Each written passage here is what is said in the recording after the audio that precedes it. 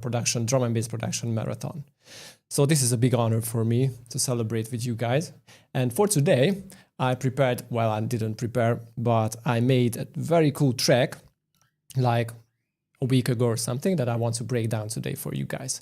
So I hope you will enjoy this. Let's see if all the levels are set well. And first, let me play the track for you. And then I will tell you some very, very exciting things. So stay tuned. So this is the track.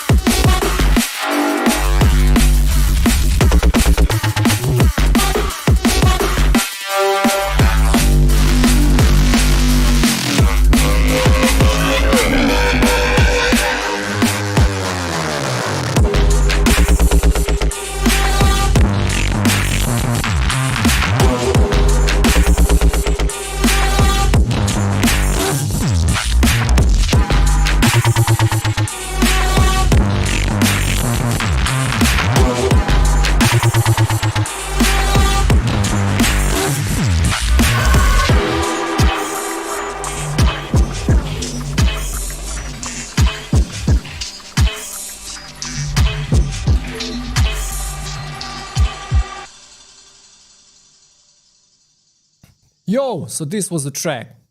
So as if I told you before, I want to tell you something before we jump into the track. So if you don't know me, I'm that. Hey, somebody's messaging on me. So yeah, so this is live. This is not re-recorded. We are really live, so you can ask me anything, but I will only answer it at the end of the stream. So about 2 hours later or 1.5 hours later. So if you don't know me, I'm Dan Larsson, the owner of Letsynthesize, and I have an academy. So if you want to dig deeper into production, this is what I always say in my videos. You can find me on YouTube, Facebook, Instagram, etc. But I have an academy where I share full start to finish masterclasses, and I have this wonderful noisier style masterclass. As you can see, if you go letsynthesize.teachable.com, you can find this very, very cool stuff. If you allow me, just let me play the preview of this track that I built up from scratch. So this live stream is going to be like a breakdown of a song, but in this masterclass, I built up the full song from scratch. So this is the track. Just let me show it. So it's so cool. It's very noisy style, and people love it.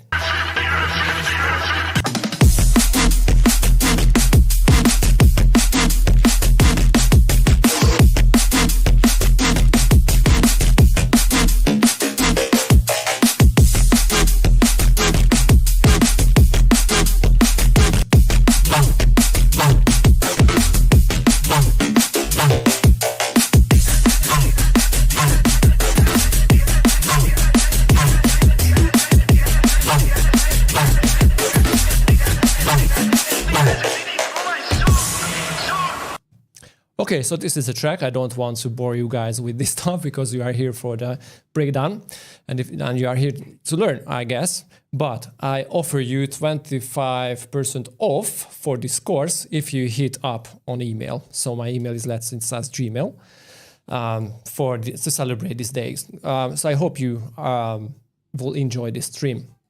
Okay, so let's talk about the intro. This is the intro. Okay, let me tell you one thing first.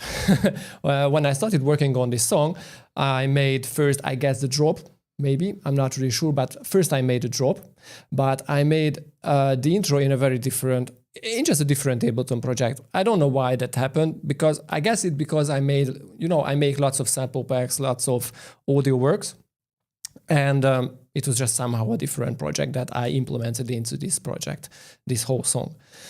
So this is why I have this intro group where I put everything with the drums, with the basses. Well, it does not have too much basses, with the synth tab and stuff like that. And actually, I made lots of audio works. Okay, I love tweaking audio, and if you are into neuro, I guess you do that too. So with lots of manipulating, resampling, like being really a geek. So this is what I did with the intro. Now, the main theme of the intro is these stabs thing. No, not this one. Sorry. This. Oh, okay, here we are. So this is the main theme of the track. The intro thing bounce. This is how I named it.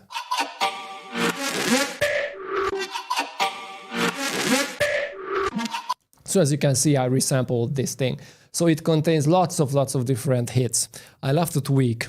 And when I made this, I had to realize that this is simply too much. So I had to resample this whole thing into one loop.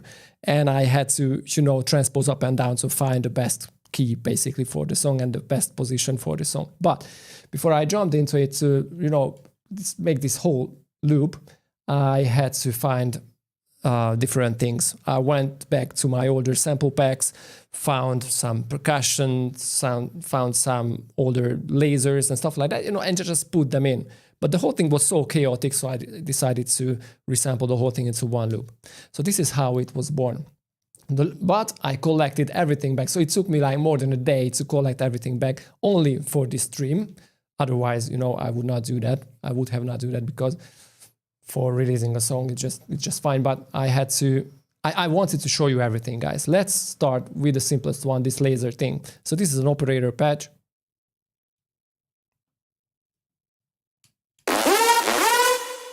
This is the simplest thing ever. I use operator two saw waves, sorry, one saw wave and two sine waves with some distortion, chorus, OTT, you know, huge reverb and stuff. So nothing too fancy here. The one thing that I love to use is Roam for Native Instruments. I think 2 years later, 2 years before, it was a free gift for Christmas from Native Instruments, and I still love to use that even for basses. So you can create very, very nice textures on basses if you overcompress the whole thing, distort it.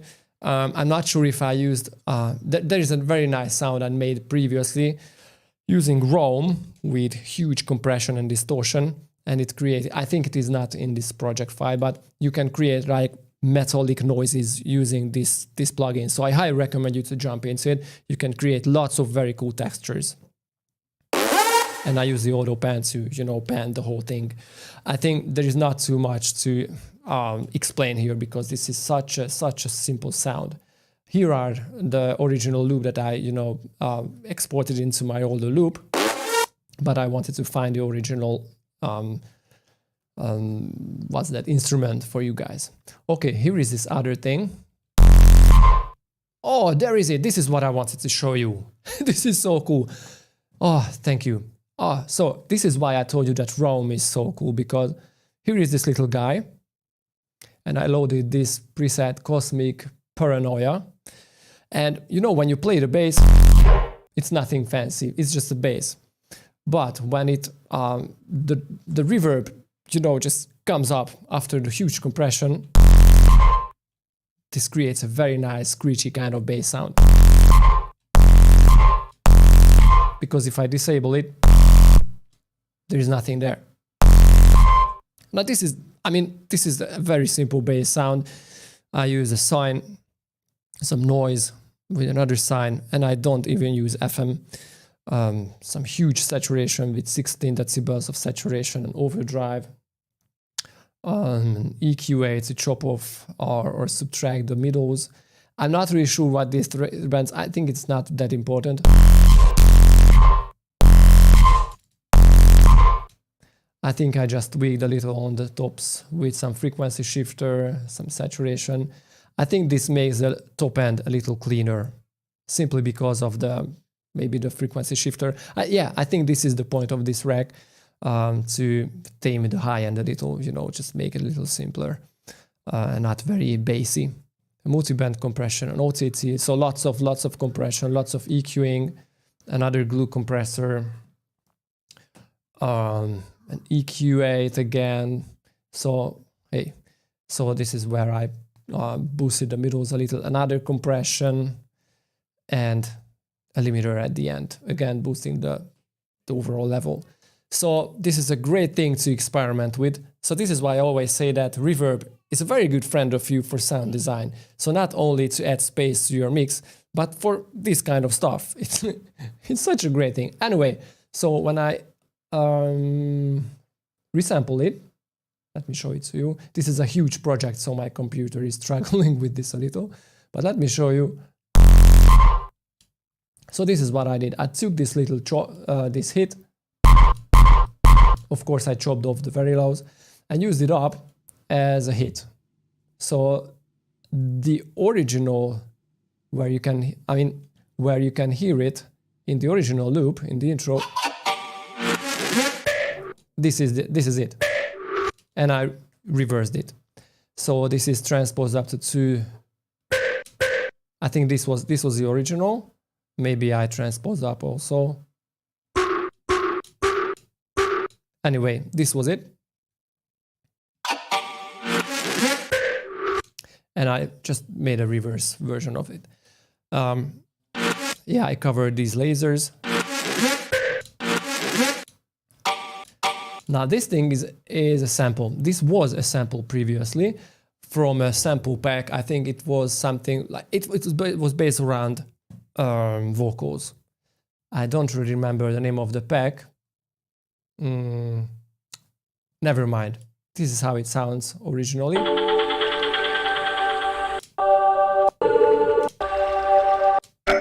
And this is what I made from it. I tried to search back and I tried to dig deeper how I made this little hit, but I think it was not very complicated. I chopped off very small part of this little vocally loop, something like that, and maybe I layered it with the percussion. I don't really remember. I'm sorry, guys, but this is how I made it. I mean, the name of it is also telling the same thing, that this was the source. But you know, you can be really geeky with this kind of thing. So if you open a new audio track, this has some nice texture. Let's say you transpose this up. So probably this is what I did. I put a reverb on it and maybe I layered it off with a percussion. So I guess this is, not I guess, this is exactly how I made it. I just don't have the source, how I manipulated this very short hit from this loop. So yeah, this was the intro thing. So if I mute it, you can see how important it is. Intro thing, original loop. So I closed it, I muted it. So without this loop,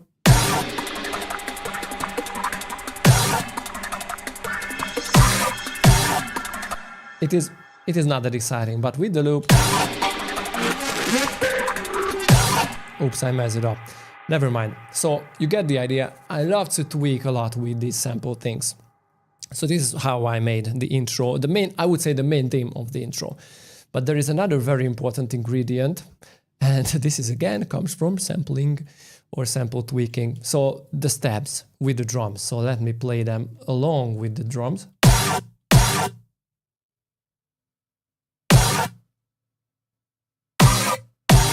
I love these little steps. They are so funky. They are so groovy when you put basically anywhere, because they are short, they are fat and exciting sounding. So not very like, okay, this is a saw stack or something like that. No, this is something you would not be able to tell what it is. And it contains lots of layers. So these are the source. Well, this is the source, the stabs. And again, as you can hear, it is lower in frequency and in tone, because later I just transposed the original, you know, what I used. I just transposed it up in the song. Anyway, it is called fine pad. In my language, fine means something like cool. And fine pad sounds like this on itself. It's just simply like a saw stack or something like that. So it has really, really simple layers. One saw, very boring, a body layer with a vocoder. I will show you the Serum preset in a second.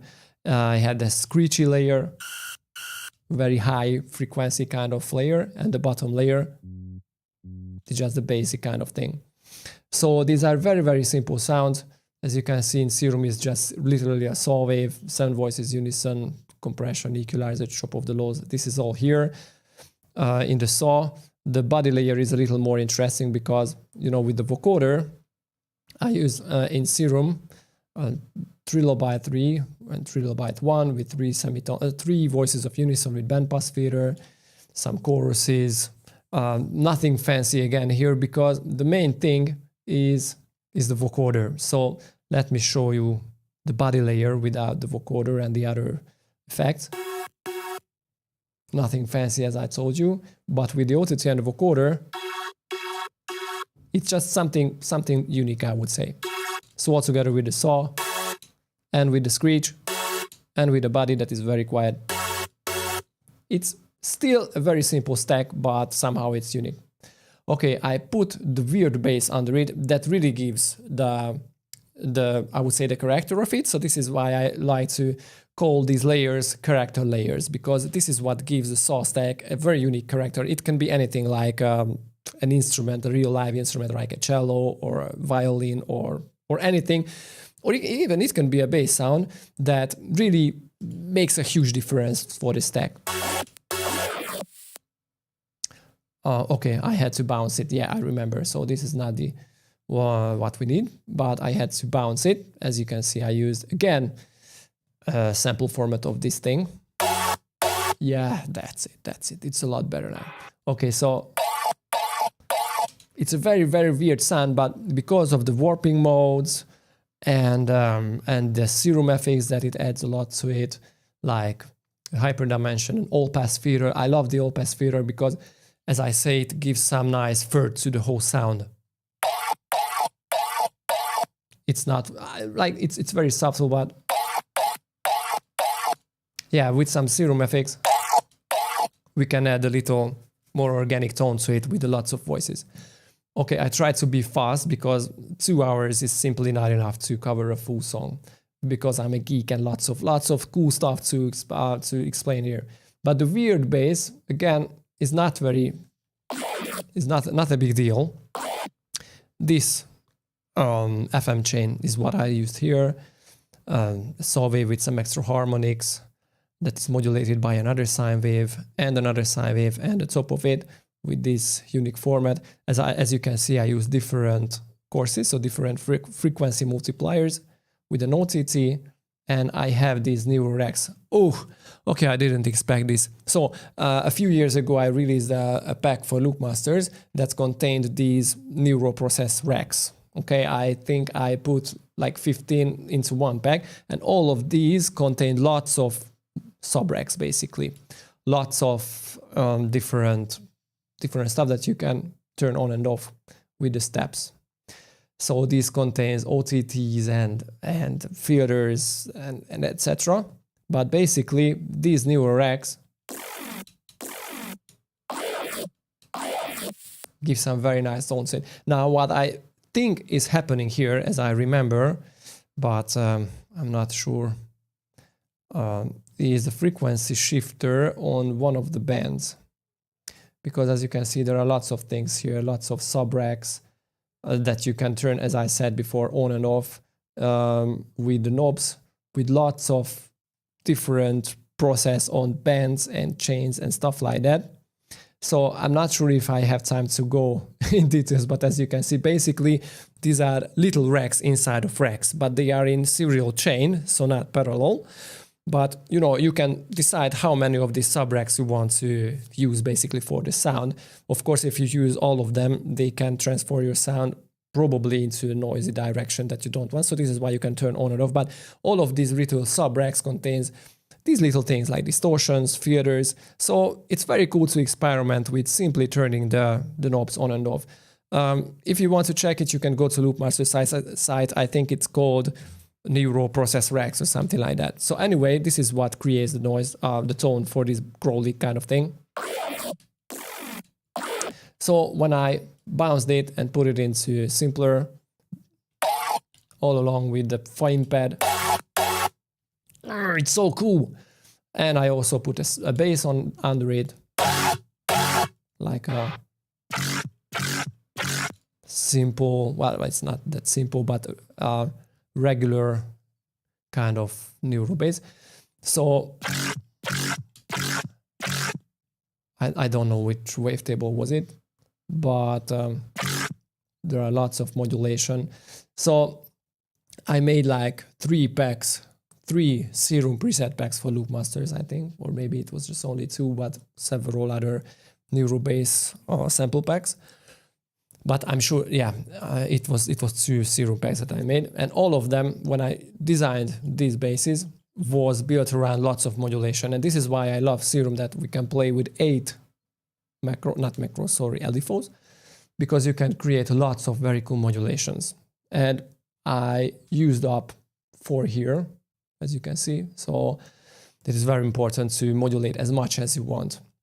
And I like to play with samples, but it is very important for me to have a strong starting point. And in Serum, I think it is a very good thing to play around with the different LFOs on different process, filters, and stuff like that. So I'm not sure if I want to cover all these things like how I do in my videos, because we will never finish with this stream if I do that. But basically, the main process behind these Serum basses is lots of voices and lots of filters. So as you can see, I use hyperdimension, the chorus, the distortion creates cool upper harmonics at the same time. So all these just don't sound as well without the voices. And even the filter, no, it's just a band reject filter. So cool. So this is the bass layer, and the stabs build up using these. So cool. I love these little stabs. So I resample them and use them up here, but transpose that. Okay, of course I use a sub, but I think that's not very important. Let me show it to you. I'm not sure really why is this here. It doesn't give too much to it, but because I processed these tabs where I chopped off every low frequency, basically I decided to add a proper low frequency to it. This is why I called it sub, but it's not really a sub. As you can see, I chopped off the very low frequencies. It's just an extra layer, extra growly kind of layer, but if I turn it off, it's not using its character. Anyway, so lots of stuff here.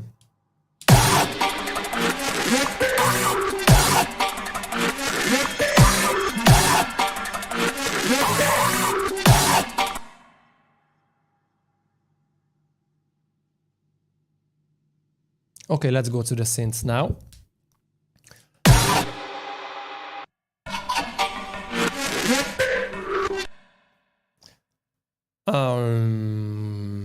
FM plug. Again, a very subtle little synth in the background. These were made in FM8. I just resampled it for a pack that I made previously. It was a halftime pack that I made for Loop Masters. So I decided to search back for the source, and I found that I used FM8 for it. So FM8 is a really, really nice thing because first what I love, you know, it's proper FM. In Serum, you can do some FMing, but it's just not very in-depth. But in FM8, you can go really, really crazy with FMing, and the envelopes are where are the envelopes? The envelopes are as flexible as in Serum, so you can do lots of very cool stuff in it. You can add unlimited amounts of breakpoints for the LFOs, or these are called envelopes, but they work the same way as in Serum. So this is what I love in FM8, but as you can see, these are very short little plugs. I don't think I use some effect, only some chorus. It's not that important again, yeah. I don't really like to use FM8 FX, I mean the FX in FM8, because I love to use outer. I don't know why I like to use third-party effects. It just somehow makes me a lot more comfortable. And then it's a very cool idea that I figured out. If I put 3 instances of choruses after these blocks, it can turn the sound into mayhem. It's a very nice little twisted lead. But the Argot Lunar, it's a free VST, by the way.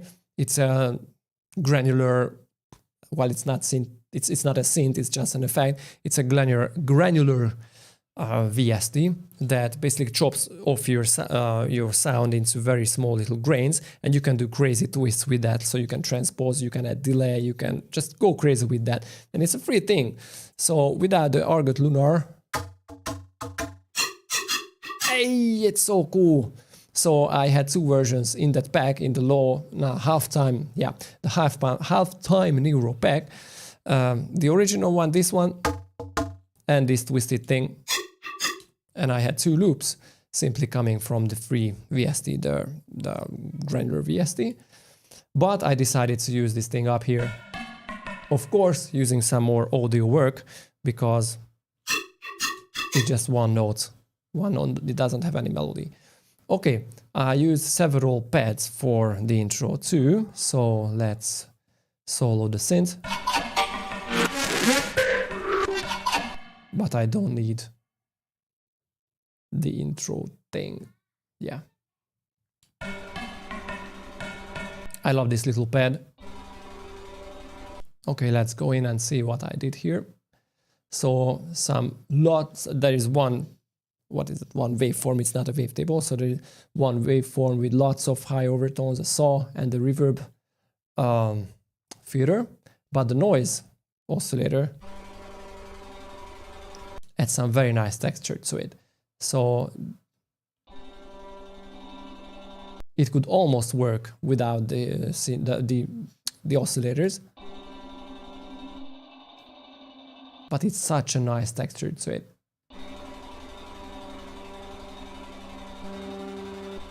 Cool. And then the FX, it's very, very minimal. So this is a very, very simple pad sound. And this guy gives the wobbleness to it, the vibrato, or it's not a vibrato, maybe just a simple arpeggiato kind of thing to it. Okay, so this is, I guess this is an important thing for the intro.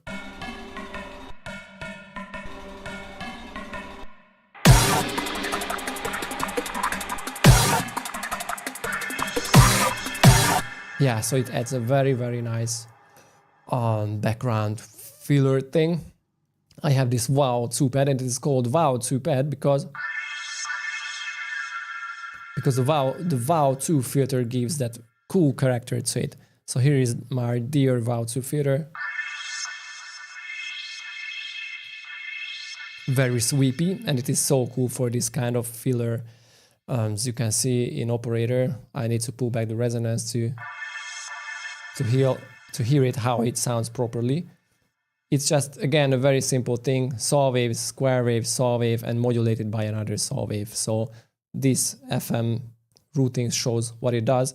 So these are 3 individual oscillators, and oscillator D FM modulates the whole thing all together at the same time.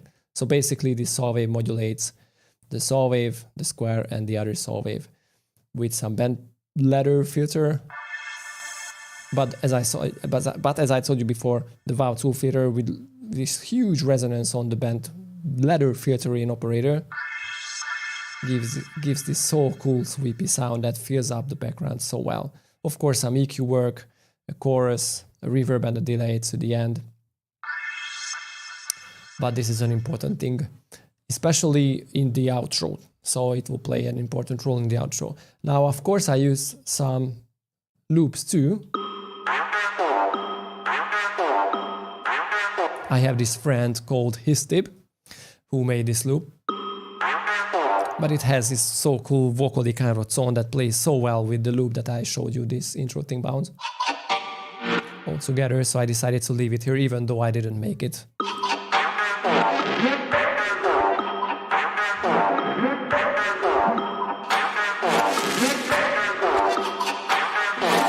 Yeah.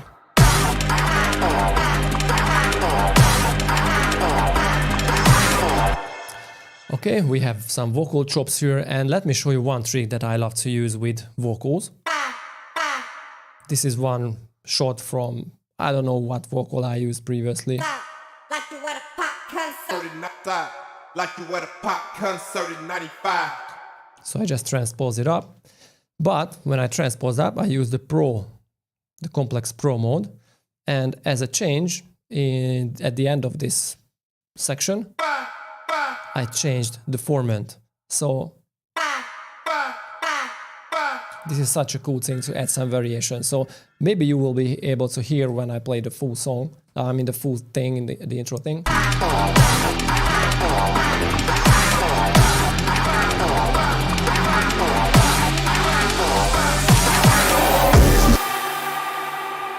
Yeah, so this gives a so cool switch basically for the intro. Okay, so we have another bass pad that is very basic, I would say. Some huge distorted thing. The BS2, the solid phase wavetables, and some noise, but I think, oh, we don't have any distortion here. That's interesting. I thought it would sound so heavy because of the distortion. I'm surprised. Oh, that's why. Okay, here the BP filter has tons of drive. That's different now. So as you can see, it's not that complicated with the PVM mode, and it doesn't have any other warping mode, and the sub. This filter does not give anything. anything to the sound. So anyway, the BP mode with huge drive. So it is important when you play around with the bandpass filter in Serum and with lots of drive is to try to focus on the lows and the middle lows. Otherwise, you will get some very noisy result. Okay, so as you can see, I did that too. I cranked up the drive, and basically what it does is filters the middle and the higher frequencies of the sound, but also at the same time it creates other or extra overtones, you know, to replace those overtones that you just killed with the bandpass filter. And the peak creates some huge peak in the spectrum that, again, with distortion, will play an important role to create the whole sound. So this is what I love in Serum. You can play with lots of different types of filtering. So yeah, basic pad, basic bass pad and cat pad. Meow. Very simple again. Prime wavetable. Filtered, 7 voices unison, hyper compression filter to chop the middle frequencies a little. So basically this is the whole thing. I think without every effect it doesn't sound too different. It's just really smoothing out the sound. The prime wavetable gives the cat meow. Now, the ambient pad is a tricky one because I made this ambient pack for Loopmasters several months ago, maybe it was several years ago, I don't know. I'm saying this to you because this is not what I like to do. But, you know, when I prepared 64 presets for this pack, I decided to put 1 or 2 similar presets like this in the pack. And that is basically just a sample in the noise oscillator. So the oscillator A and oscillator B purpose is only to have some atmospheric forest bird chirp kind of sound to it, because the sample itself in the noise oscillator is that really the preset is. So this is the atmospheric pad. And at the second half of the, well, this is not, yeah, this is the intro. I just cranked it up to 1 by 1 octave. And this adds a nice switch again.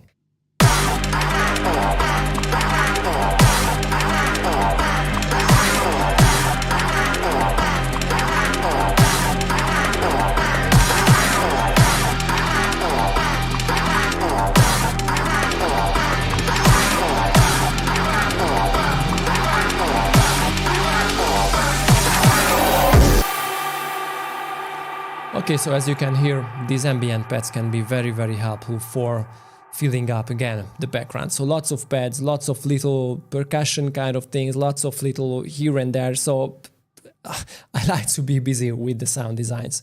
I know it's crazy, and this is why it took me a lot of time to build up one song, but I think it is worth it because, you know, when you listen to a song and when you listen it like the 100th time, you can still find something new. And this is what I love. This is what I love in music. So simplicity can have its own beauty, but when it is so complicated and so busy, it is so cool to listen it like really the 100th time and still finding something new. So percussion,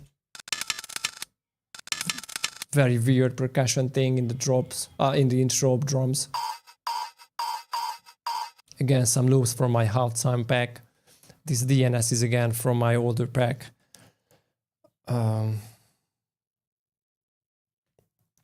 Okay, another trap percussion. Nice filter thing, another percussion loop. And the main drums.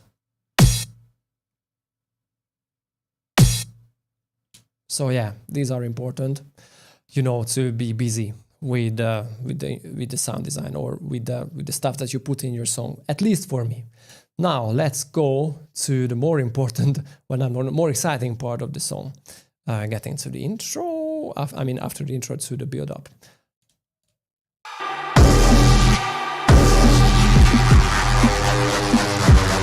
Okay, I think I messed up something in the intro, but never mind. I think we will be able to go forward. So let's start with the effects. Again, in the effects, I use lots of samples. And this hit is coming from a drop that I will cover later. But in the intro, I still have an FX folder, an FX group, where I put some samples from the forward sample pack. This is one sound, and this very cool impact sound is so cool. It's so fat. I love this one, so I just decided to keep it in there. Never mind, I don't really care if it's cheating or it's not cheating. I love it. I just didn't want to mess around with too much. It works. I'll leave it there. Left it there, sorry. Very, very simple effects. Noise risers, saw risers. As you can see, 4 saw waves in operator, not even FMing and anything here. So very, very minimal effects, but I wanted to show you the hits that I used in sample format. Because its impact plays a so important role here.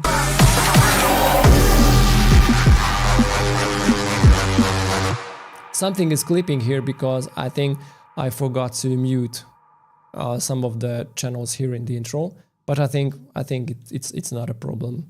Hopefully I won't save it or oversave it. Okay, so in the regular FX filter, as I told you before, because once again, when I made the drop and when I made the intro, I worked them into separate project files. So at the end, I just merged them. So this is why I have 2 separate FX groups. But it's not a problem for me. I think everything is clear. So these basses are from the drop. I will cover it later. And again, noise sweep, saw sweep. And because this song it will come out, I don't know when, on one of my friends' label, I decided to name this track COVID-21. So this is why here is my cough. I think it's funny. Okay, so getting to the build-up, the basses. I think these basses that you are really, really curious about, because I showed this track to some of my friends and they said, oh, come on, how you made those crazy Reese bass. Now I'm showing you how I made this crazy Reese bass.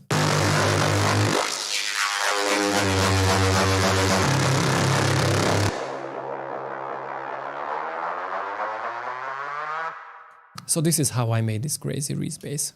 So it is made in operator starting. So this is the FM chain. I used 3 oscillators and the 4th one should FM the threes that are under it, never mind. But I'm not even using it. So it's a saw wave, another saw wave, and a noise with a bandpass filtering, okay? I also added some hard shaping. It's not pulled up. It's on 0 decibels, but it still adds some nice crunch to the sound. Now, after some huge saturation, analog clip. I think it was in digital clip, but no, it's analog clip. So 11 decibels is basically huge distortion. You know what? Let me disable the effects so you will be able to hear it properly, how they sound when I add them back.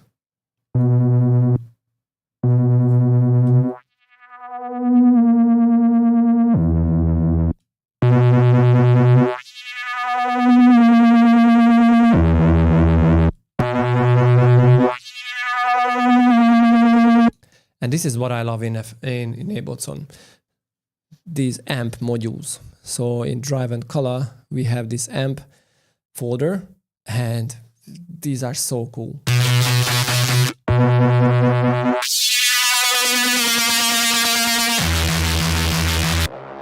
I love this. Okay, then some OTT, and the EQ is an important role here.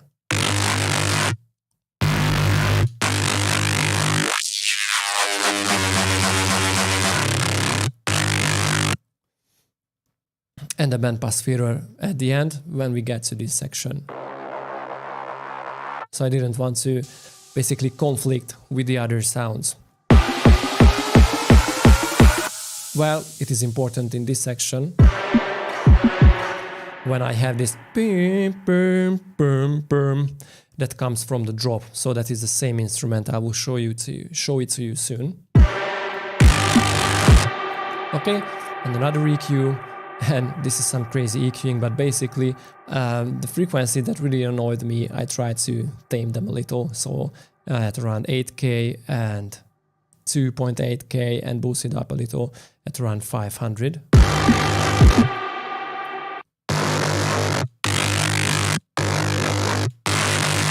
So with the EQ it's a lot nicer with the reverb and an end saturation.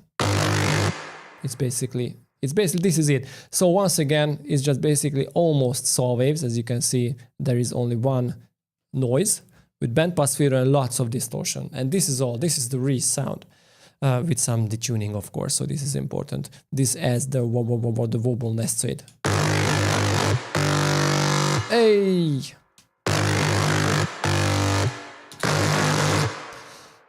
So yeah, this is basically it. Now let's get back to the other basses in the intro.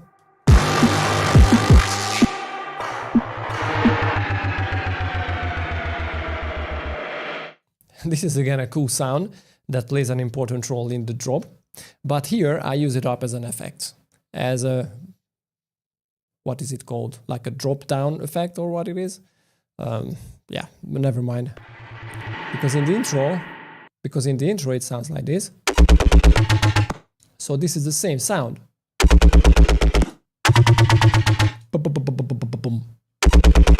I think I covered this bass, by the way, in one of my Letsynthesize videos. I think it was halftime, like Matthews or something like that. So it's a very simple bass, I would say, with the sub. So let me show it to you. The sine wave is modulated by this crazy thing, crazy wavetable with lots of. I think maybe it was like a percussion sound, or I don't know what it was, with FM. And this is the only wavetable. Oh, sorry, the LE4 that I use here. The phase filter. Now the sub oscillator in this particular example is important, because without the sub filter, that's the sub oscillator, it doesn't have that crunchy sound, and that is simply because it creates lots of energy, lots of low-end energy to the sound that you crunch later. And because of this, the sub frequencies are, for example, in this level, and the other frequencies are a lot lower. When you crunch them together, they try to even themselves out, so you won't get a very like noisy result, but more of them a very crunchy result. So this is an important thing if you want to go for a like crunchy, heavily crunched, but at the same time balanced sound. I mean, this can be cool on itself too, but I decided to go with this sound. And then a compression, an EQ8, and well, I think this sounds almost like, or works almost like a bandpass or a band reject filter. So it's a low, a band, and an H filter, and the morph is morphing between the low and the band pass filter. So it's an important, it's an interesting kind of position for the filter, but I would say it's almost like a low pass filter that gives the pluckiness to the sound. All right, so this is the Serum preset. So without the outer effects, it's not that clean. I added this isotope trash too. It's just a subtle distortion. As you can see, there is nothing on the low band. On the middle band, I have this smooth overdrive, and on the top band, the fuzz iron. It gives some extra higher overtones to the sound, basically. Subtle. A gate to get rid of the unnecessary tails that lots of compression and stuff creates. Glue compressor, reverb, and EQ8. Chop off the lows because I'm using a different sub, and some boost on the tops, basically. Okay, so this is it. But when I get to the build-up, I think I just crank up the reverb. So I would say, if I remember well, this is the only difference.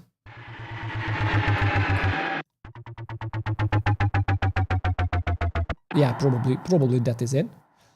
And with some filtering in the EQ, in the last EQ.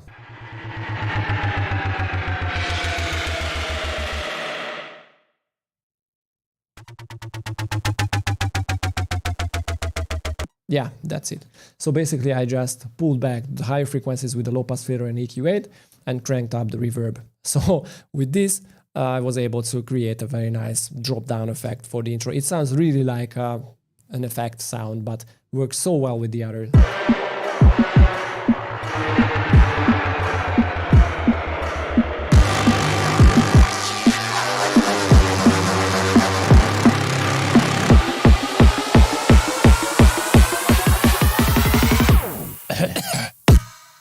So yeah, in the build-up there is nothing too much to talk about except the drums, but you know what, it's just really drums, so what else can I say? By the way, the drums, let me tell you one thing about the drums. The drums are from my Noisy, of course, my masterclass that I showed you in the beginning of the live stream. I made these drums not from scratch, but the low end is, I synthesized the low end, maybe some transients I synthesized, so it's not fully synthesized. But I show it to you in the Noisy Masterclass if you are interested, so you can check it with lots of other cool stuff. So that course is very popular. Lots of guys bought it, so I highly recommend you to check this out if you are into neuro. But I guess you are, because you are watching the stream for the same reason, because I love neuro too. Anyway, I used one sample from GML's. I don't know. I don't remember the name of the guys who made this pack. But it's just a roll, a drum roll. And that's all. And these are the hi-hats. So yeah, the drums are not that important. Now let's get to the drop. Now the drop is too complicated. Come on. So I don't know. There is so much stuff here. So let's start with the main hit, I would say. Because I told you that in the build-up there was a sound from the drop that I just, affected.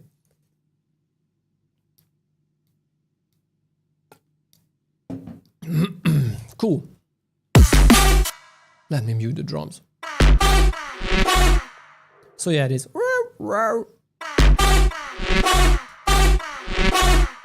Okay, so this is the main hit that I used up in the intro. And at the same time, I played the little melody with that.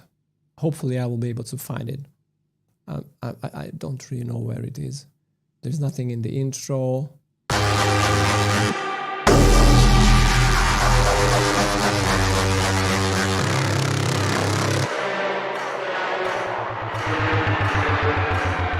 Where are you at? Where are you at? Maybe in the intro. Come on. Not synths? Maybe is it in the synths? Intro thing. I so hate this. This is my own project and I don't know where to find that freaking sound. Maybe is it in the... Oh, here is it. Okay, so I put it into the effects. I don't know why. So basically I just chopped off the lows and the highs to, try to focus it in the middle frequencies with some reverb.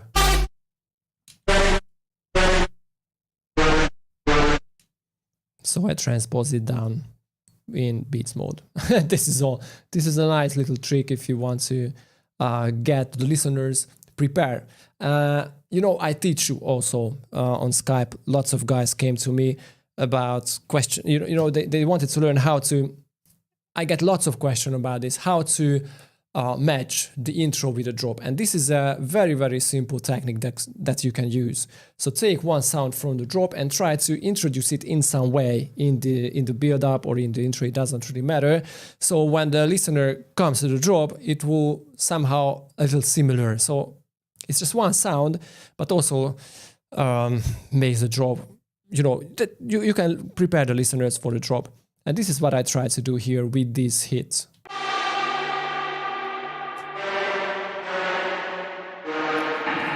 But the original bass was this.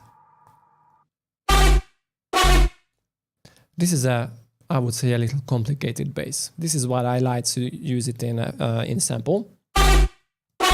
But this was the original. No. Yeah, that's it. I just tried to make some changes for the sound for this bass, but I failed. But I decided to leave it here. Anyway, so this is the original sound. As you can hear, it's very noisy, so it was better to play it in sample format. And this is the sub. This is all. All right, so with operator, I used this again, this FM chain. So I use one saw wave, one sine wave. As you can see, the saw is really high. And I modulated it with oscillator D that is on 4 semitones. And that is a triangle. All right.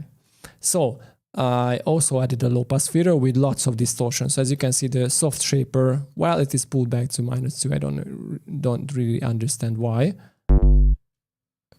Because that is the sub. No. So if I disable it, yeah, it adds some nice overtones to it.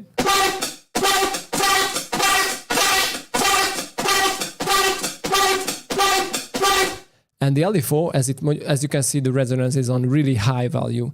And this is so cool because if you distort sounds with huge resonance, you can create some very interesting sounds. The results can be very exciting. So we're playing with high resonance can be an interesting idea, but if you start, you know, going up and down with the cutoff, you need to be careful.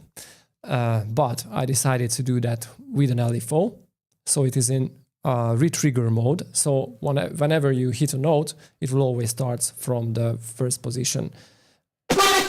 As you can see, I clicked on filter, so basically this LFO plays the filter or moves the filter.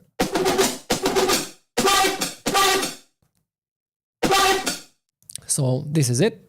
I also added some envelope to it where I pulled back the filter. So in operator,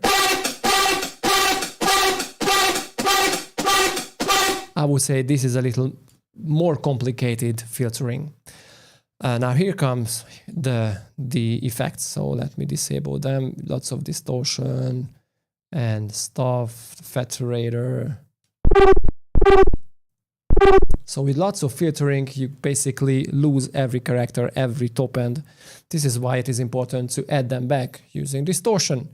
So if you are more into dubstep, I think multiband compression is your friend.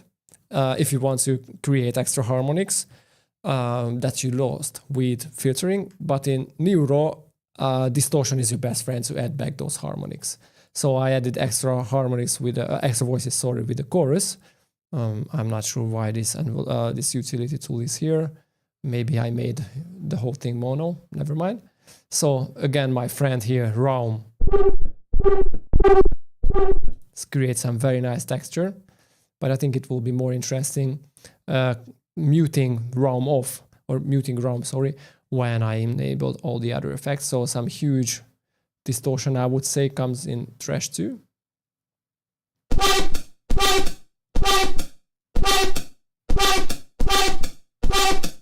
So the saturate mid excitement on the middles, and on the highs, the smooth overdrive.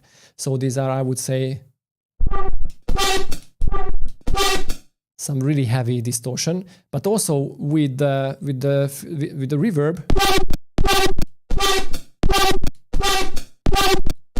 it adds so nice texture to it. Then an OTT, then an EQ, where I chopped off the lows and boosted the highs a little. Also the very highs are cut. Another instance of slide chorusing. Another EQ. Okay, I have 30 more minutes, so I need to be fast. And the saturator to the end. Anyway, so lots of distortion, as you can see, but with Raum and with some filtering in operator, the operator preset is not that complicated. It can be a very, very exciting sound. And I would say the reverb that really makes the sound. It's just so dry. And interesting thing is when you bounce it, you don't really hear it. you can only hear that it's fat. But if I turned off and resample this sound without the reverb, you would be able to hear that it's just so dry and not very interesting. Okay, let's go forward.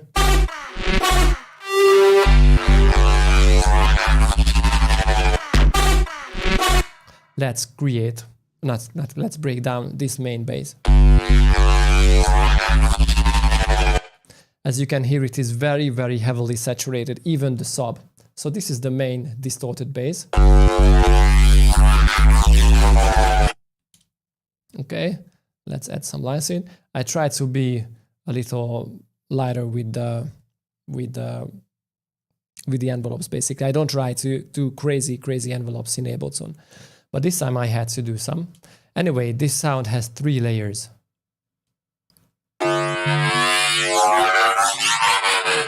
This has a very flangy kind of higher overtone layer. Oh, sorry, this is a screechy one.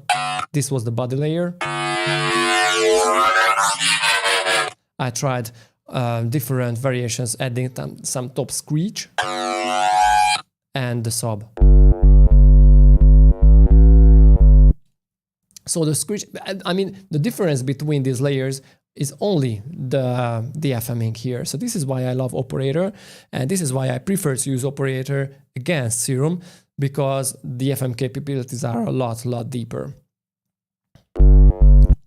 So I have Serum FX on the main and on the screech too, to add some voices, some extra distortion, some notch filters, choruses, flanges. So you could do this with Ableton effects too, except the dimension expander.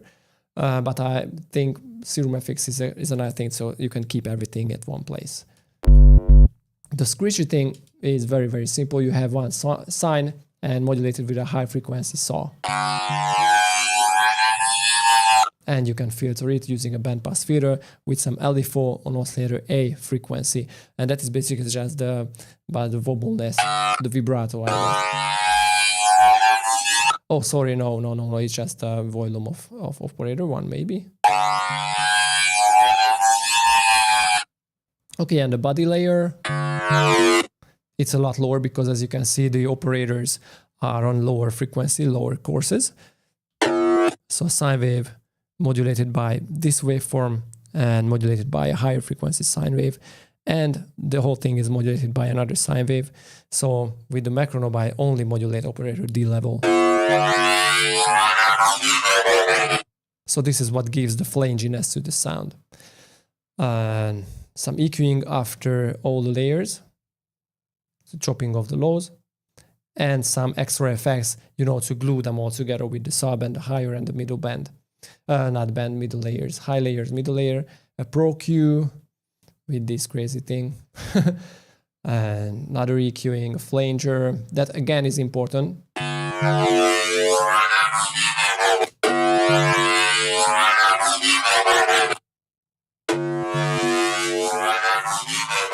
So without the flanger, it's just, again, so dry. But with 2 instances of flangers, you can add lots of very nice overtones. Very nice voices, sorry. So after resampling it, I was able to come up with this very, very nice thing.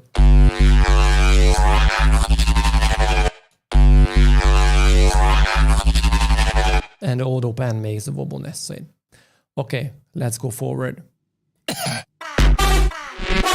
This bass, this very short, stabby bass, is from my Noisia course. So if you want to check it, you can check it here, but basically it's just a heavily distorted with saturator. Maybe I was wrong, but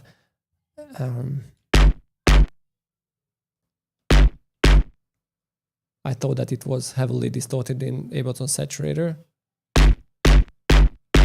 Maybe I remember. Spectrum.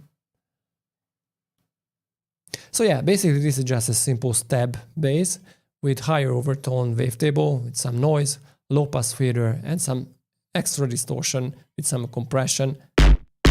It's a very, very simple sound, but sounds so cool with a synth stab on. I don't even use it here. Yeah, cool. So a simple stab.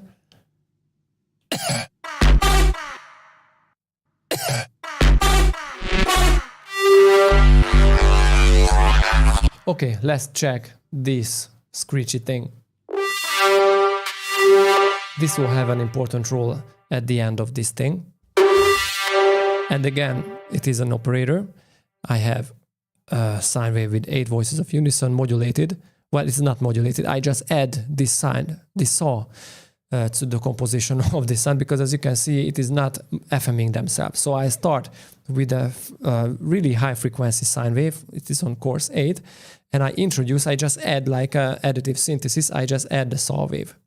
It is half the frequency of the sine.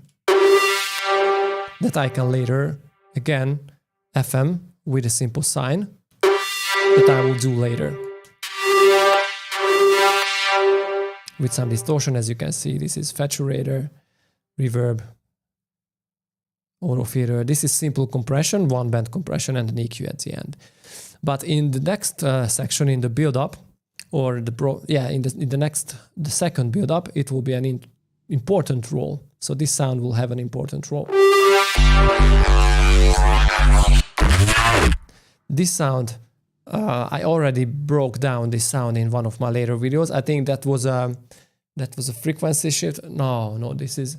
I think that video was called something like this trick will make your basses sound evil or better or something like that. And the trick basically is just kilohertz multipass, because without the multipass, I mean, it already sounds cool, but it adds a higher frequency. So it's a pitch shifter that creates this demonic kind of extra layer to it.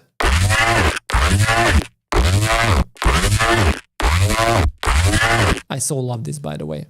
So the Serum preset is a Reese wavetable from digital and in band mode, and some saw with band pass filter, so the regular stuff, distortion, compression, EQ, and the low pass filter. But I guess the effects are the more important things here. Now, there are so much things to do here. And LS sine compression. This is from my older videos. And it is not doing too much. But the Serum FX, I would say, is more important.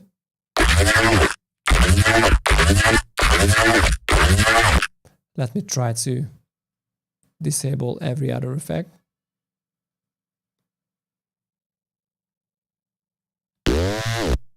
Okay.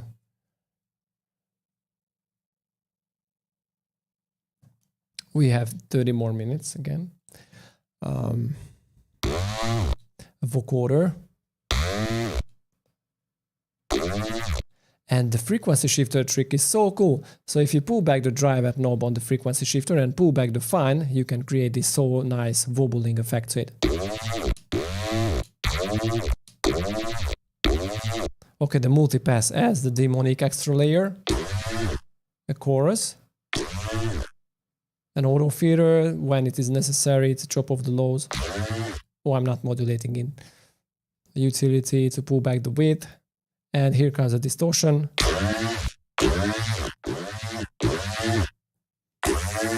To tame these little frequencies that I didn't really like, especially in the middle lows and the middle highs. Again, boosting the lows a lot. Then an extra Serum FX with band reject filter, compression, EQing, as you can see, taming the high end. An extra distortion using the overdrive. An auto pan for the wobbleness. And an extra saturator to the end with some limiter and another. Maybe it sounds better without the extra saturator at the end. Anyway, so this is a cool thing. Now, let's go further.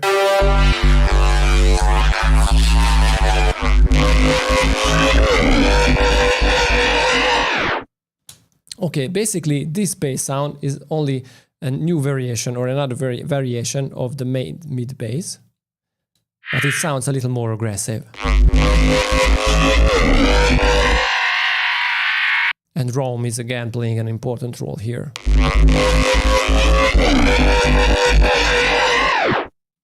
Cool. All right, so as you can see, the operator preset, not talking about the sub, is just a heavily distorted and filtered sub. So it is very, very heavily distorted. It's not just a sine wave, it's almost like a square wave. Anyway, so I start with a sine wave, modulating it with another sine wave. And basically this is all. This is only here a sine wave modulated by another sine wave, but the modulator is on course 9. Every other thing comes after this. So frequency shifter, let me disable them and go through them one by one. There are so many cool stuff that I want to show here, but the time is limited. Again, some wobbleness to it, or no, it's not wobbling because the driver knob is on 100%. So saturator is very heavily saturating, basically distorting the whole stuff.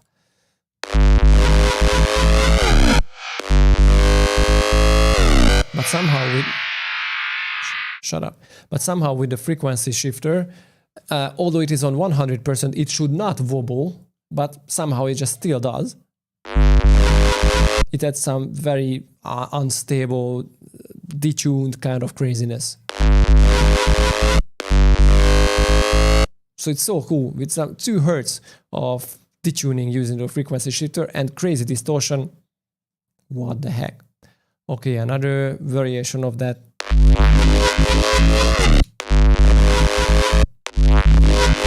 Another saturation after that. The wow filter, I love this little thing.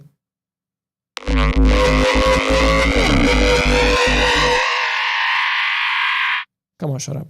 So I love in wow. So what I love in the wow 2 is the band reject filter, but in vowel mode. So if you click in this little mouth, it will try to recreate a vowel sound for the filter. So it's not a simple band reject filter, but with some extra peaks. So as you can see, the resonance is on really high value, and this gives cool tone to it.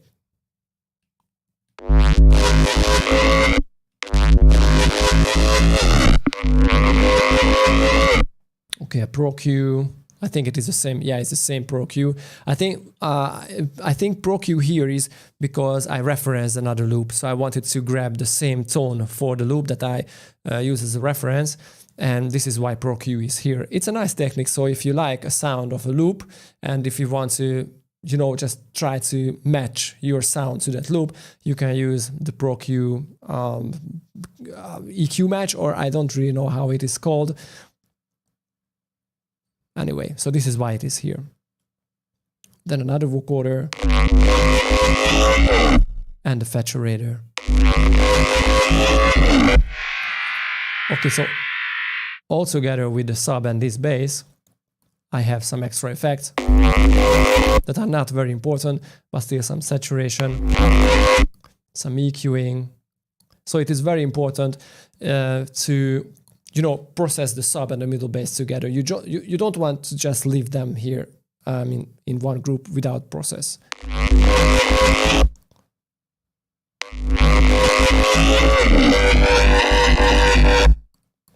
Oh, cool, it's just a flanger in a rack. Wow, so advanced. And ROM, some compression, because it is called multi-band, but basically I'm just using one band. And the frequency shifter, and that is only to the end of this section. You know, it's like a record stop effect. All right, so there is a very cool little sound here. Come on, shut up. When we get here, let me just disable this. This kind of talky, this thing, it's such a cool sound, and also it is very simple. So as you can see, it is a sample, but here is a rack that I put on a very, very simple sound. It's an analog kind of sine anything. It sounds like a sine with some extra voices. As you can see, it's not that complicated. But with the rack, there you are. Okay, let's see what's in the rack. There is a pedal distortion. I guess this is important. Let me disable it so you will see how to build up this cool thing. So the pedal adds the extra harmony to it, and the frequency shifter adds the wobbleness to it. An OTT brings up all the frequencies that we need. Then an EQ8 to focus on the middle frequencies, and I guess I will saturate it again heavily. Yeah, that's it. Then another OTT to bring up again, I mean evening out all the frequencies.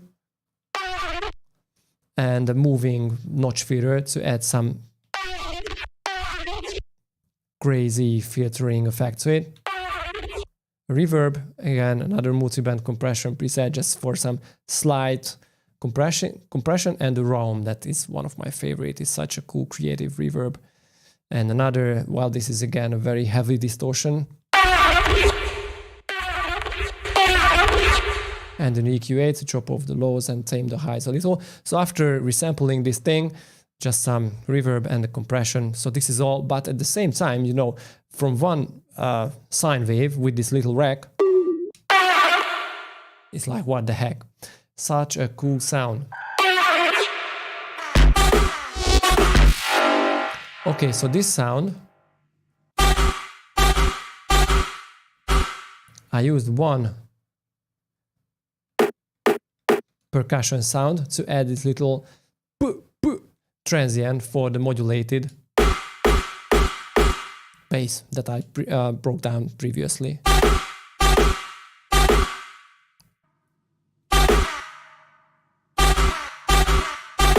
But basically it's the same bass or the same sound with the percussion hit. It creates a nice variation for it.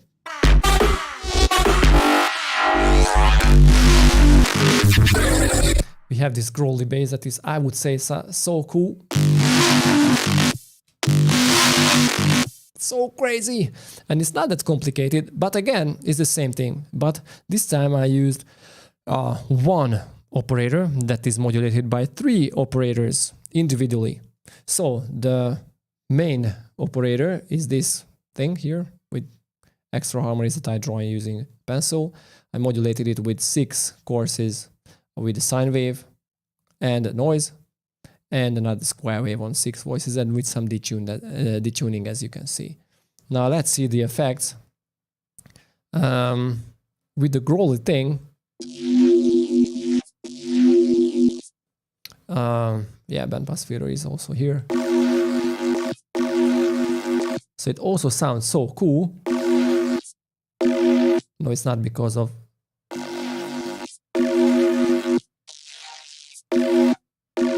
I'm searching for that little growly kind of overtone to it.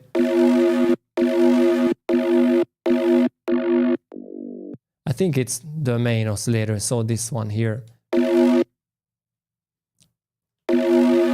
Anyway, so these are the operators, and then I applied a frequency shift, fab filter Serum, sorry. And this also pushes the tone into a very growly kind of direction. Flanger chorus for extra voices, and the crunch. I love this thing. Hey! And when I start playing with the frequency of the bandpass filter in operator, this boost preset in Ableton amp creates mayhem. Some compression, an EQ8 to add more higher frequencies. And the utilities, I guess, to make it mono. Yeah, the bass mono. And adding the sub. Again, I messed up something. Because this is not how it sounded originally. But you heard that how it sounded. So, playing with the bandpass filter with this huge compression and distortion, with this crazy FMing in operator. I don't know why this growly sub is here, because this already had. I don't know. You see, I just, move one knob here, and so this is why I love FM. This is why I prefer FM against, for example, Serum, because you change only one knob, or just, accidentally change one parameter in operator, and it creates a completely different sound. Of course, you can mess it up. You can mess up the whole thing, but excellently, you can create very cool sounds too. In Serum, I don't really experiment. I don't really experience this too much, but in FM, I do. Anyway.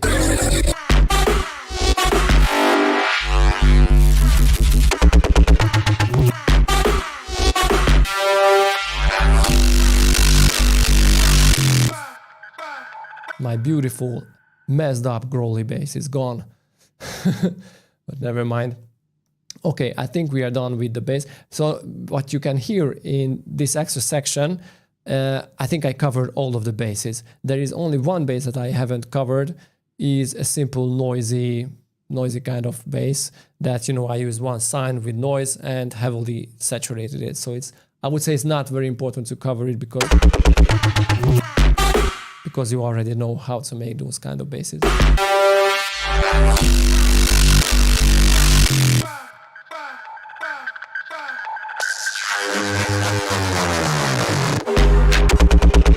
Okay, now we got to the halftone part. Now the halftone part is a little different because when I made the halftone part, I used samples from my older sample packs. So I had to dig back. I had to go back to my older sample pack and I had to dig which sounds I used. But I think that it's not very important. The source is not that important, but the process. So these are the halftone basses. So this is the same bass, but stretched. So as you can see, I can stretch back and forth in Pro mode, I guess. I think it was in Pro mode. Or no, texture mode. So yes, you can create interesting textures with the texture mode.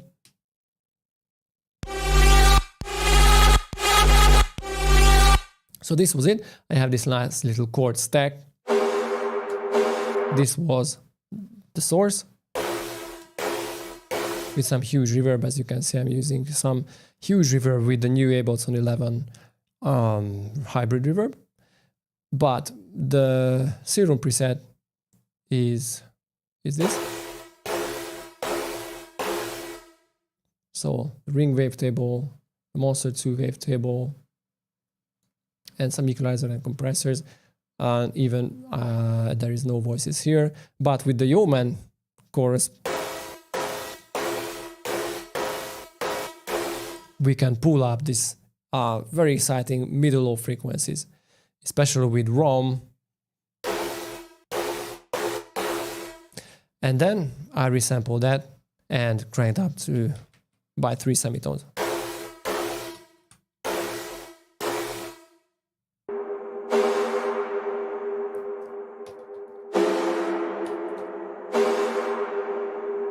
As you can see, the equalizing is very crazy here. I wanted to focus this sound on the middle frequencies, middle bass frequencies, I would say instead. So around 400 Hertz, 300-400 Hertz. Because if I pull it back, it just doesn't have that presence that would cut through the mix. Let me show it to you.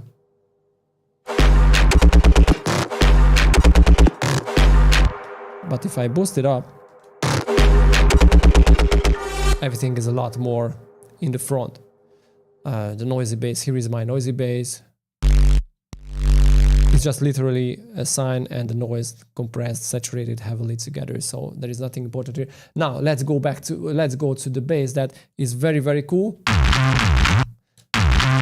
It's very noisy alike. So what I did here is just a fuzz and an EQ. That's all.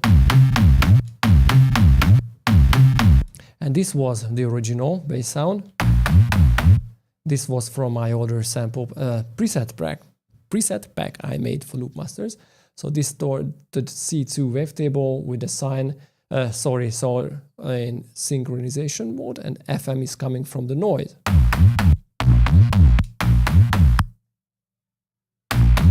It doesn't really need that. It plays well without that. A band reject filter tames the middles a little. Distortion, compression, and the band pass filter. is the most important part here, I would say. As you can see, this is that creates the pluckiness and other stuff like flanger, EQ,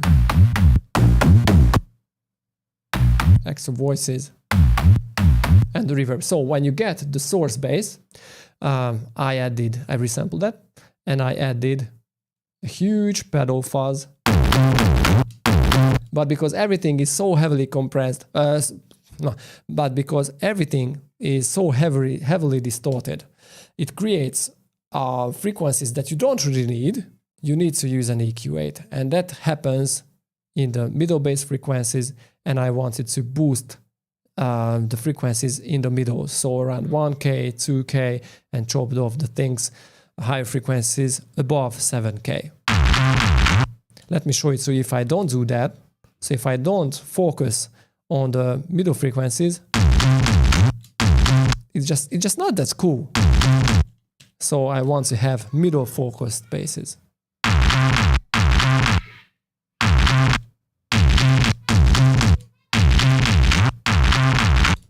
Alright, so this is the trick behind these basses. You get a regular neuro bass and then you distort it heavily with the fuzz, and you know, with an EQ chop or cut frequencies, especially in the middle lows, and then try to focus on the middles, 1K, 2K, and basically you are done. This is another variation of it. And another variation with the same process, but with different EQing.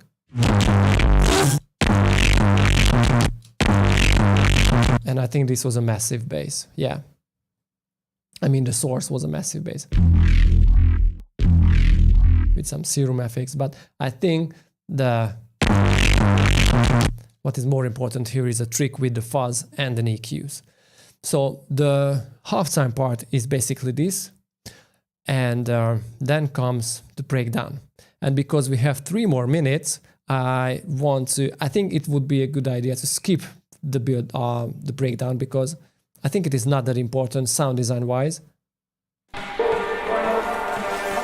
It's just, you know, elements from the intro, and then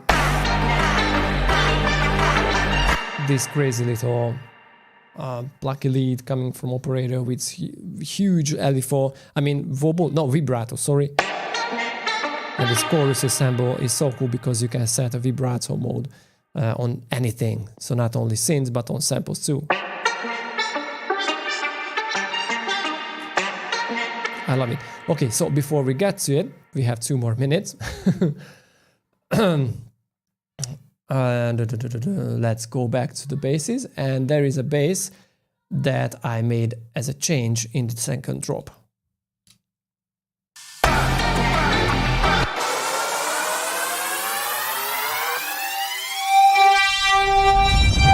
So as I told you before, this screechy reverby bass has a very important purpose. Now this is what I thought about.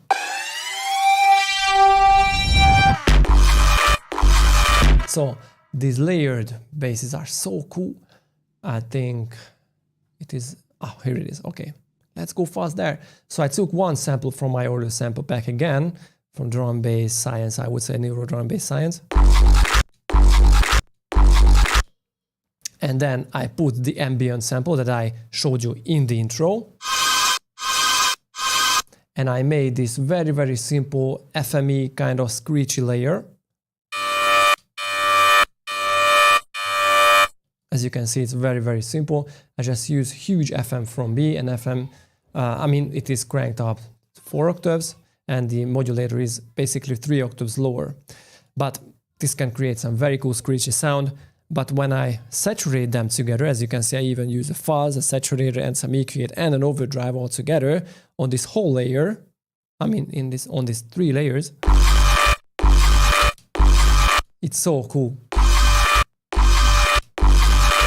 I know it is a little hard on the saturation, but somehow I prefer this sound, because with the sub and with the other instruments, it just glues together. So cool.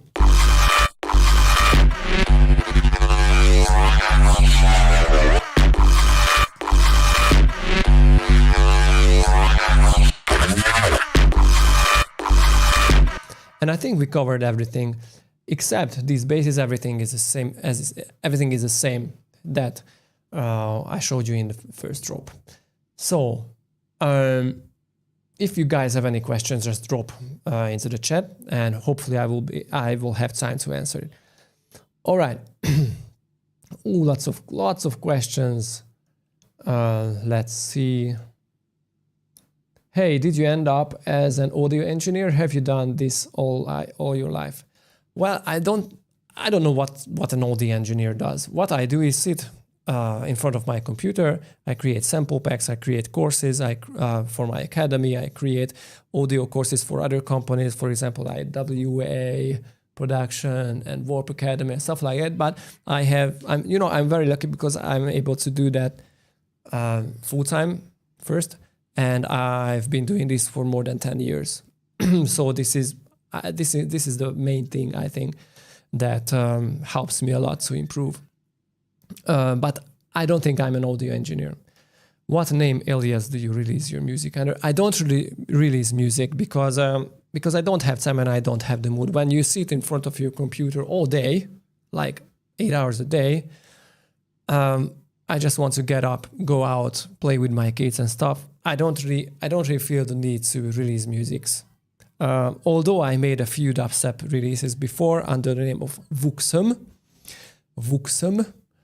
but I haven't made dubstep drum and bass tracks so far. This is the first, by the way. This is the first track, and it was under the name of Letsynthesize. So I decided to not choose a different alias because it is a lot better if you type in Letsynthesize. I know it doesn't sound like a proper artist name, but if you type in Letsynthesize, if you heard the song or if somebody heard the song, probably that guy will find me. And that is important. So I don't pursue the fame. I don't pursue playing out in clubs or in festivals. I'm just a chill guy sitting home, making noises, making courses, and educate you guys. This makes me happy. So I don't really feel the need to be famous or stuff like that. I don't really care. What is the difference between unipolar and bipolar when synthesizing sounds in Serum phase blend? What is the difference? When, this is the cutoff frequency, and when you add automation, unipolar goes only one direction. So your automation, if you set it, will go onto a higher direction. If it's bipolar, it will go down too. So on lower frequencies, not on higher frequencies. You can solve, or you can do the same thing with unipolar and bipolar. So if you use unipolar, and this is the cutoff point, and set it one unipolar, and this is the end point of your automation. This is the path that the automation will go on. You can do the same thing with bipolar. If you change the cutoff, go here, and it will go in this path.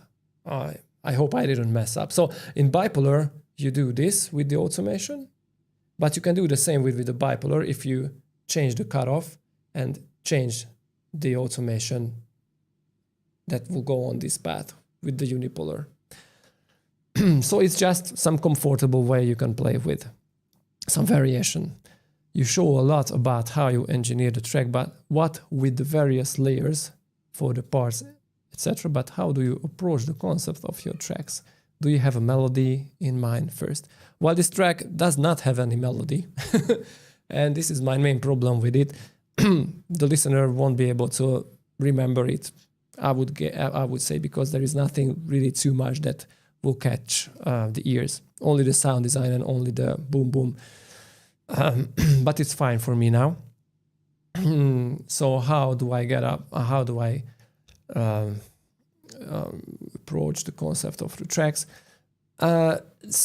In most of the cases, it's just one sound. It's just one bass sound that I love. And the next thing is trying to find something a little similar but also different bass sound that goes well with it.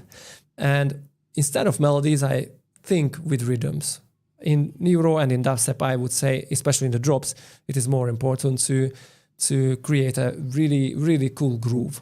So for example, if you have a very long sustaining bass sound that you twist and modulate, it is important as a call and response thing to come up with a little more like rhythmic kind of sound. So when I have this long bass, I like to come up with a stabby kind of bass, like that I just showed you, like to one. So I would say think about more in rhythm, and then try to compose one loop that plays well together, like a 4 bars long loop that really plays together, but always be sure to match the colors of the basses too. So it is very important, and I get lots of questions about this, how to match the basses. Yeah, this is a hard thing when you design 2 basses and they sound very, very different. How do you match them? The first thing is you need to match the frequencies using even distortion or EQ. The EQ is more important, and then you can start playing with them, finding out different rhythms, and this is where sample packs can be very, very helpful. So when I started producing, I always took a loop and I always stole the rhythm basically of the loop. So I checked the first hit, it was like okay, I tried to make something similar bass, but not but just but it one wobble. And then it I just checked what happens after the first bass or the first hit and how they build up and how they go after each other. So it can be very, very helpful. For the intros, I like to go with short sounds, as I showed you in the intro.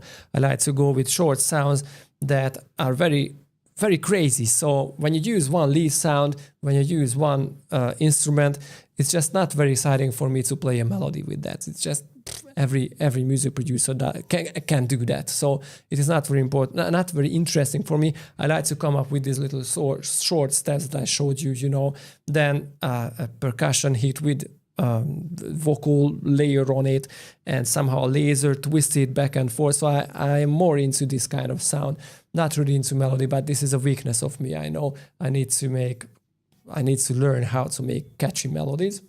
But for me, these little things are more important than coming up with great melody. Who cares? Especially in Neuro, that is very heavily sound design focused. Who cares a great melody if it's not sounding exciting and new and fresh? But the opposite is so important. So if it's fresh, but there is nothing in there that catches the ear, again, it's pointless. So I would say if you are into Neuro, go with rhythm first. Go with... if you're talking about a drop, go with very nicely made, matched basses that just melts your face off and the listener's face off. And then when you get to the intro, try to find some exciting sounds that you can play the melody with. This is how I think. What reverb plugins do you use? Oh man, the Ableton Live Hybrid Reverb is so cool. I can't recommend you enough. How do you decide which sounds have more and less reverb? Again, this is about the concept of the bass sound of your drop. If you have a strong lead bass sound, you don't really want to put a long reverb on it. But when you design it, as I just show you, a nice reverb a low, short or small reverb, small room reverb can give a so cool width or extra voices like a unison voice, anything that it really makes the sound fat. So reverb can be very helpful when you design basses because it can make sound so fat at the same time if it's short and stuff. But if you are playing with long reverbs, I don't recommend you to put it on basses if it's leading bass or leading stuff. But also at the same time you can use long reverbs with rhythmic stuff. So, pulling back the reverb, but when it plays out, you can pull up the level of the tail with just one hit, with just one sucking effect. So how I decide, it's really about the purpose of the bass sound, or not only the bass sound, and the placement of the sound in the mix. So obviously, if your sound or if your bass is in the middle, so it has the lead, probably it's a good idea to have some reverb on it. Or if you don't, try to be consistent with dry and wet sounds with very wide and narrow sounds. So just switching these sounds back and forth. So this will create very nice, so it will create some nice excitement to the various basses that come back and forth. So again, this is not one rule. Where do you put long reverb, where do you put short reverb? But there is one rule I can tell you, that if you put some very short, roomy kind of reverb on the bass sound that you design before distortion and compression, it can create a mayhem. But always be careful with that, because when the sound is over, the huge compressions will just pull up the tail of the reverb. So it is better idea maybe to, play it in sample. How do you keep the drums to be that hard-hitting and punchy when the frequencies below 60-80 Hertz are always cut off per DNB tensor? Yeah, that is the main point. If you cut them off, you will have a lot more room for the drums to cut through. The first thing that I always tell my students is to use quality reverbs, quality drums. Sorry, I talked too much about reverbs previously. So use quality drums, and they ask me, okay, what means quality? What is quality? And I always in trouble, because come on, if you don't hear what is a quality drum, how a good sounding drum sounds, maybe you are in trouble, because quality drums had punch, had very strong low end, so everything is in the front, everything is really just heavily sounding, very nice presence it has.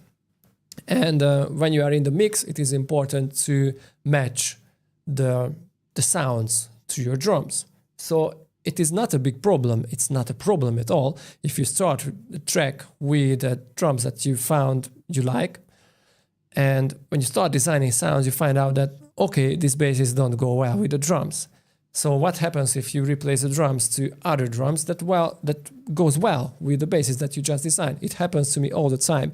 And I released a drum and bass track previously that I used 3 or 4 sets of drums. So I had one set of drums for the pre-intro, I had another for the intro, I had for the build-up, and one had set of drums for the drop. And I know that when I made the drop, I used a completely different drum section. Then I started designing the basses that, can be very, very different. They can be heavily compressed, heavily distorted. They can be slightly distorted or dipped in the middle frequencies. All of these require different types of drums, different types of like transient, different types of tails, noise tails or claps or anything like that. So I think it is more important to train your ears and hear out when your bass eats up your drums, and don't be afraid to replace them. Is there an effect limit in Ableton? Is there an effect limit in Ableton? I don't really understand the question. There is a limit. Yeah, there is a limiter in Ableton. Maybe I misunderstood you. Do you create a framework for the track first and then go deep into sound design afterwards? No. Unfortunately, I don't, but it's a good idea to do that, by the way. How do you keep on track topic without getting lost and just creating sounds without any context? Yeah, this is a hard thing.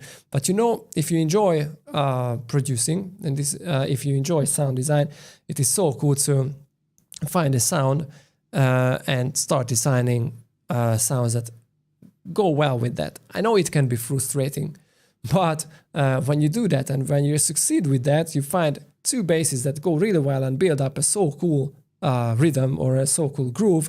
It adds a huge inspiration to go forward, at least for me.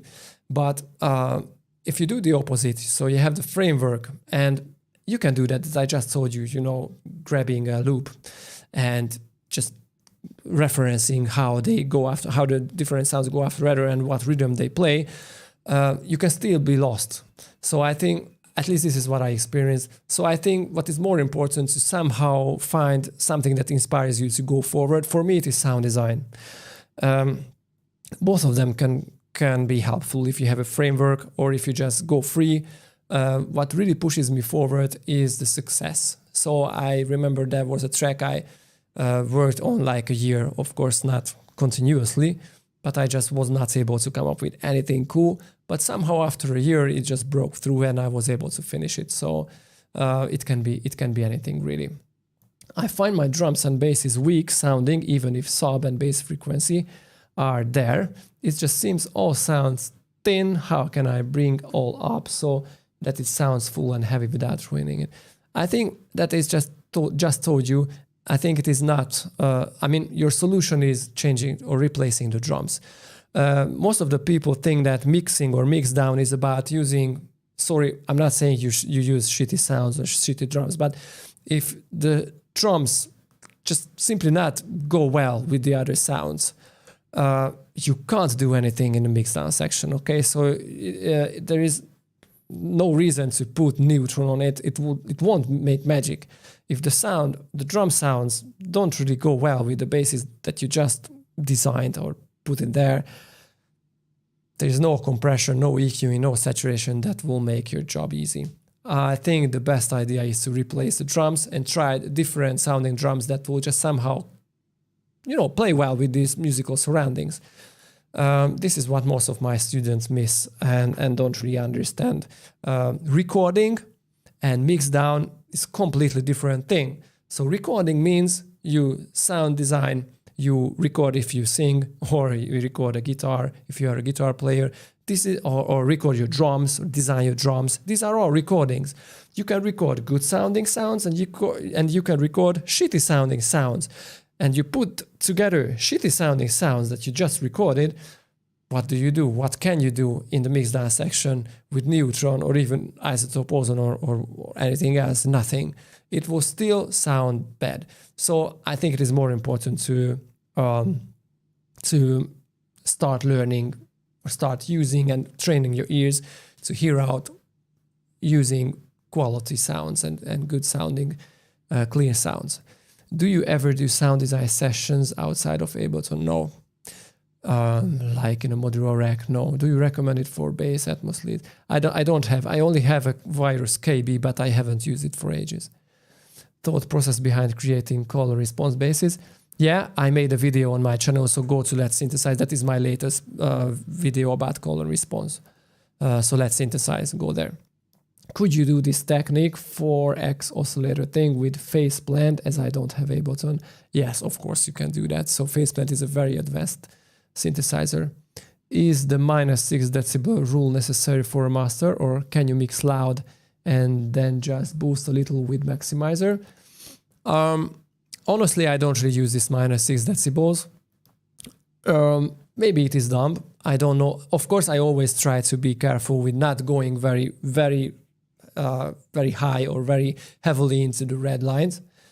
Of course, I try to pull them back, but some slight clipping, slight red bar in the master is not a big deal for me, especially if you use 30-bit floating point process in the DAW, so it is not a big deal. When you send it to master, it is more important to set it to -6 decibels, but when I build up the song, for me it is not that important. It can be important if you make sensible sounds, sensible and clean and soft styles. So for example, I don't know if you make lo-fi hip-hop or pop music, where it is not, it's very important to not clip, and you can hear, it is important to hear out if something is clipping or something is distorting, or even progressive house, those soft drum sounds, soft basses are very silky, and it is important. Maybe in that case it would be helpful to keep the master on -6, but honestly I just don't do that. Any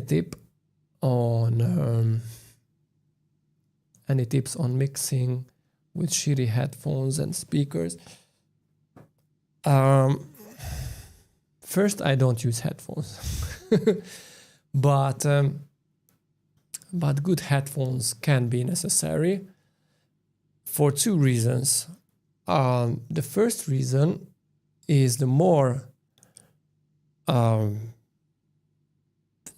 speakers you can listen your stuff on is the better, because you know your ears, when you make your sound, make your bass, and make your full song, can easily get bored, and not bored, tired, and you can easily cheat your brain with, okay, this is the sound I'm looking for, and then you put it into the car and everything just falls apart. And it does not mean that your song sucks. It does not mean that it does not sound well. In most of the cases, this is what I experienced. I checked my music for hours when I kept making it, and it sounded fine. And when I put it into the car, and it sounded shitty, and I thought that it is shitty.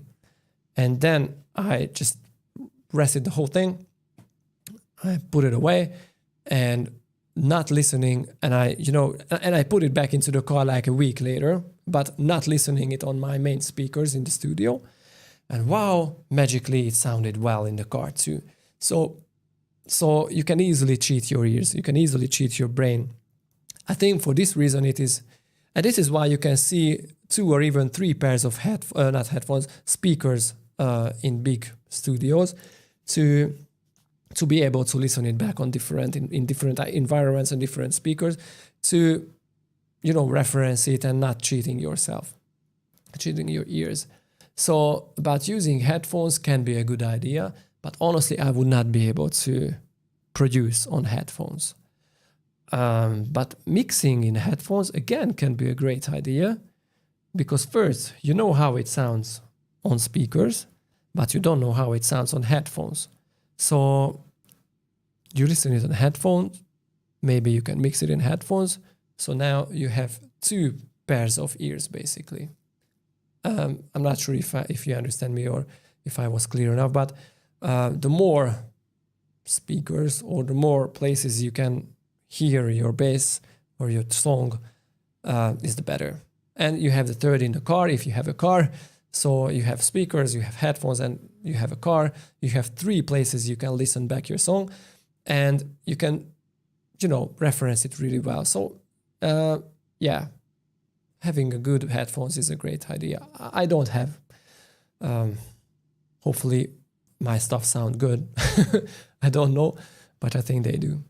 Do you need to buy good headphones and monitors to mix? Yeah. So, but again, mixing is overrated. So it is not the mix where you make good sounds, and not the mix is where you make good songs. Again, most of the guys misunderstand this. The most important part is the recording phase. Okay, recording phase or recording part is when you design the basses, is when you choose which sample you want to use. Or when you design your drums, it is still recording. It is when you decide what reverb you put on sounds. It is when you decide how you EQ, how you distort. This is a lot more important, because guess what? You make a soft bass or record a noisy and not balanced bass sound. What you can do with that in the mixing phase? Nothing. You put a compression on it, or you can put an extra EQ when you ruin the whole sound with too much distortion. It won't help you. So first, the very first step. I don't want to sit on the high horse. Sorry for that if I sound that. But the first step is try to learn how to make clean sounds. It is the most important part. Then train your ears how to hear out when the drums does not really fit well to the musical surroundings. Most of the guys have this problem. They can make cool sounds. Probably they use presets. But then they put a bunch of drums, and they ask me, why do my drums sound bad? And I say, because your drums are bad. Not necessarily on itself, but in this musical surrounding, they just don't work. It's the same thing when you go to a wedding with a short, tank, and slippers. You won't fit there. Why do you think drums are different? If it does not fit there, you won't be able to do anything, even with magic headphones or even magic speakers. You can buy the most expensive Adam headphones, speakers, sorry. It just won't help you.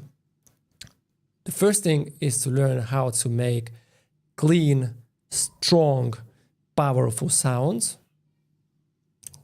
If it's necessary, they can be wide or narrow, it doesn't really matter.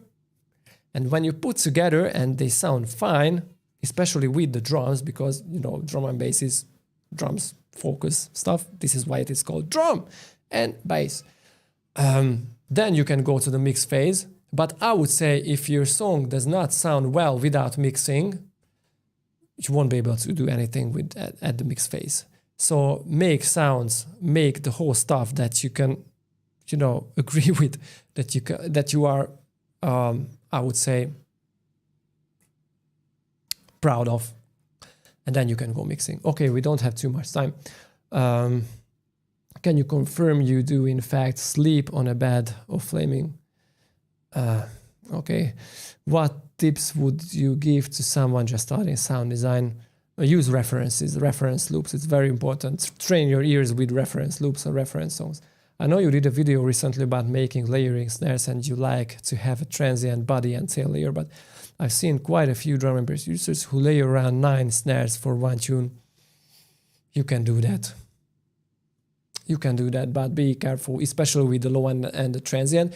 With different tops, with different clang layers, you can go crazy with the number of layers, but with the body and the transient, you don't want to go more than 1 layers.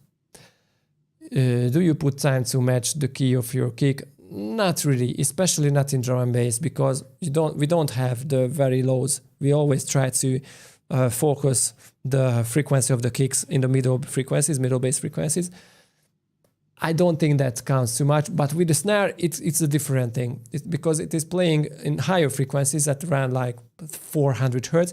It can be a very, very cool thing to tune your snare to the song, because it cuts through a lot more than the kick.